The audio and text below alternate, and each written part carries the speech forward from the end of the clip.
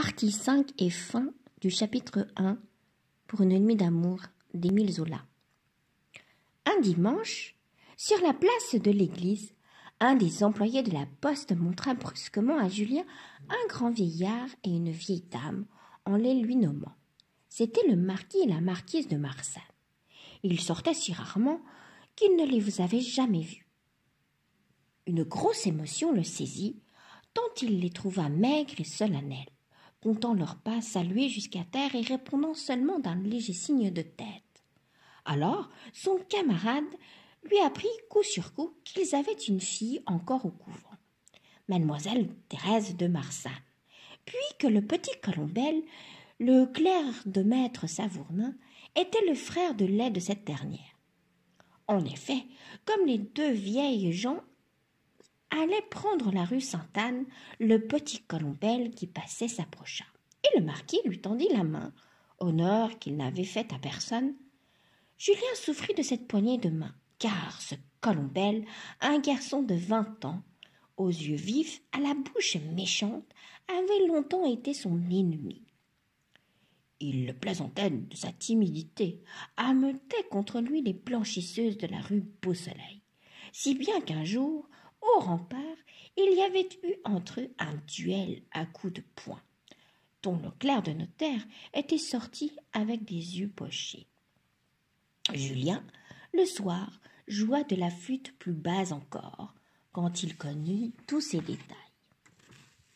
D'ailleurs, le trouble que lui causait l'hôtel de Marsan ne dérangeait pas ses habitudes.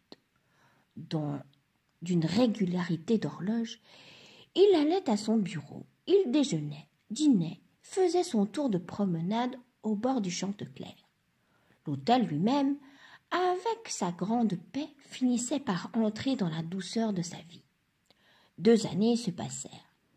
Il était tellement habitué aux herbes du perron, à la façade grise, aux persiennes noires, que ces choses lui semblaient définitives, nécessaires au sommeil du quartier. Depuis 5 ans, Julien habitait la place des 4 femmes, lorsque, un soir de juillet, un événement bouleversa son existence. La nuit était très chaude, tout allumée d'étoiles. Il jouait de la flûte sans lumière, mais d'une lèvre discrète, ralentissant le rythme et s'endormant sur certains sons, lorsque, tout d'un coup, en face de lui, une fenêtre de l'hôtel de Marsan s'ouvrit et resta béante, vivement éclairée dans la façade sombre. Une jeune fille était venue s'accouder et elle demeurait là.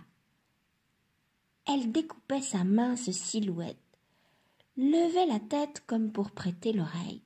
Julien semblait avoir cessé de jouer.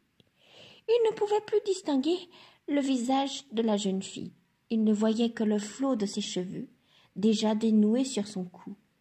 Et une voix légère lui arriva au milieu du silence. « Tu n'as pas entendu, Françoise? On aurait dit une musique. » « Quel rossignol, mademoiselle !» répondit une voix grosse à l'intérieur.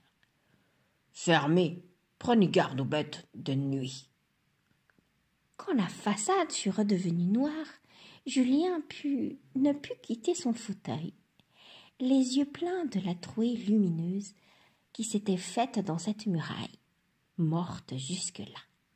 Et il gardait un tremblement. Il se demandait s'il devait être heureux de cette apparition. Puis, 1 heure plus tard, il se remit à jouer tout bas. Il souriait à la pensée que la jeune fille croyait sans doute qu'il avait un rossignol dans les marronniers.